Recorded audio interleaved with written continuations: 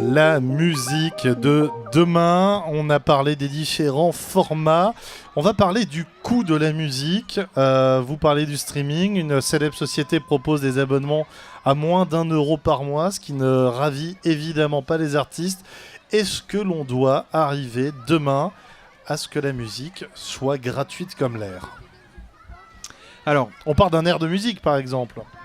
C'est la dure question de qu'est-ce qu'on fait payer, qu'est-ce que les gens sont prêts à acheter. Et il y a une stratégie marketing dans la musique qui est née il y a une dizaine d'années, c'est the rhythm to buy. C'est-à-dire, qu'est-ce que j'offre, qu'est-ce que je fais, qu'est-ce que je produis, qui donne envie à des gens, à des consommateurs, à des écouteurs, d'acheter à un moment donné quelque chose qui est spécifique. C'est la logique de j'offre mes MP3. Et à un moment donné, je vends un album live ou je vends un album avec un peu plus de contenu. Donc c'est une logique de qu'est-ce que j'offre pour pouvoir vendre quelque chose avec plus de valeur. C'est une des solutions. C'est une des solutions. Cédric, acheter la musique, pour toi, il y a un côté un peu militant, finalement. Ouais, je pense que surtout pour les jeunes pépites qui émergent et qui souhaiteraient en vivre, c'est très important. Après, je pense notamment au financement participatif, au crowdfunding qui peut permettre à certains artistes au moins de produire leur premier album. Après, sur le côté de... Je vais plaider, enfin je suis complètement coupable, n'achète pas de CD, j'achète pas de vinyle, j'écoute tout ce qui est free.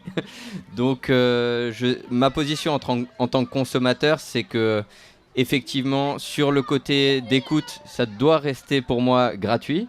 Parce que je suis pas prêt à mettre beaucoup d'euros là-dedans. Mais par contre, je suis un adepte de tous les concerts et d'aller dans le live. Et là, de donner effectivement l'argent à sa juste valeur pour voir les artistes se produire. Et c'est une tendance de plus en plus. Samuel, fan de vinyle, fan de CD, acheter des disques, c'est quelque chose d'habituel pour toi ou c'est une habitude que tu perds ? Alors c'est une habitude que j'ai perdue parce que depuis des années, j'ai pas trouvé beaucoup de choses que j'ai eu envie d'acheter. Par contre, pour revenir à ce que tu disais, Cédric, le danger qu'il y a dans le fait de n'écouter que des choses qui sont gratuites, c'est que un jour, plus de chanteurs, plus de chansons. Quand plus personne n'aura de sous, sauf quelques artistes d'envergure mondiale, en général américains ou anglais, il n'y aura plus personne, quoi. Il restera... il restera les chansonniers au coin de la rue, mais aujourd'hui je trouve qu'il y a un vrai problème un vrai problème économique. Il y en a peu qui gagnent tout et tous les autres ne gagnent rien. Or la pratique de la musique, c'est quelque chose de dispendieux, ça coûte cher, les instruments sont chers, le matériel est cher. Tu parlais de faire une maquette, se faire connaître, etc. Malgré la démocratisation des outils de production et de diffusion avec les réseaux sociaux, YouTube, etc., ça coûte quand même pas mal d'argent. Et à un moment, s'il n'y a plus d'argent qui revient, il n'y aura plus d'argent qui sera dépensé parce que ce sera plus possible, tout simplement. Enfin, à mon sens. Oui. Vas-y, Cédric. J'ai soutenu personnellement, et je connais bon nombre de mes amis qui font la même chose, les artistes en général, enfin de ceux que je connaisse qui émergent, ont toujours une petite communauté, qui est cette première communauté qui peut permettre aussi, dans le côté participatif de dons mensuels, de formats crowdfunding, moi c'est dans ce sens-là que je soutiendrai plus un artiste qu'en achetant un CD. C'est le côté que je vois moi. Oui, non, mais tu as tout à fait raison. Il y a effectivement ce modèle qui émerge, mais ça reste, pour des petits groupes, ça restera des petits budgets. Et quand tu commences à vouloir, on va dire, avoir une démarche plus professionnelle, parce que effectivement, tous les musiciens, tous les groupes n'ont pas forcément vocation à devenir des groupes professionnels. Il y en a qui n'ont pas envie, tout simplement.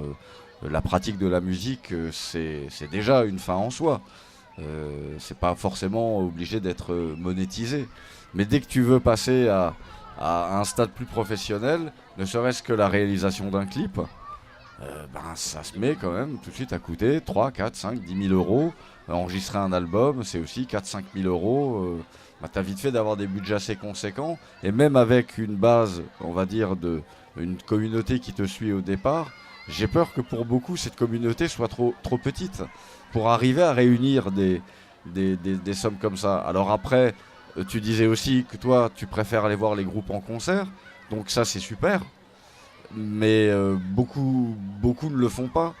Beaucoup se contentent d'écouter parce que c'est gratuit, et puis le reste n'a pas d'importance, tu vois, et le vrai danger, il est là, quoi. Je crois, la démocratisation des outils ont fait que beaucoup, voire tout le monde peut le faire. Le corollaire, c'est que tout le monde le fait. Et pas forcément bien. Ne jugeons pas, c'est pas ça le propos, mais ce qu'il y a, c'est que le gâteau, c'est toujours le même. On diminue simplement les portions.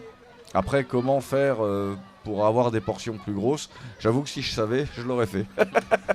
Alors, ceci dit, en parlant, comme tu disais Cédric, des gens qui ne vont pas forcément acheter la musique, mais acheter les billets de concert, le groupe britannique Iron Maiden a eu une excellente idée il y a quelques années. Ils ont regardé dans quelles villes ils étaient les plus piratés en se disant, si ces villes nous piratent beaucoup, c'est qu'on est très appréciés. Et ils ont justement tourné dans les villes où ils avaient le plus de fans qui les pirataient. Alors, on évoquait ces groupes qui offrent la musique, c'était ton propos Manu tout à l'heure, des groupes qui offrent de la musique, qui offrent du MP3. Il y a un groupe qui est révolutionnaire dans le genre, son album phare fête ses 20 ans cette année, c'est Radiohead, et du coup on va écouter tout de suite Karma Police, issu de cet album OK Computer. Ah ouais.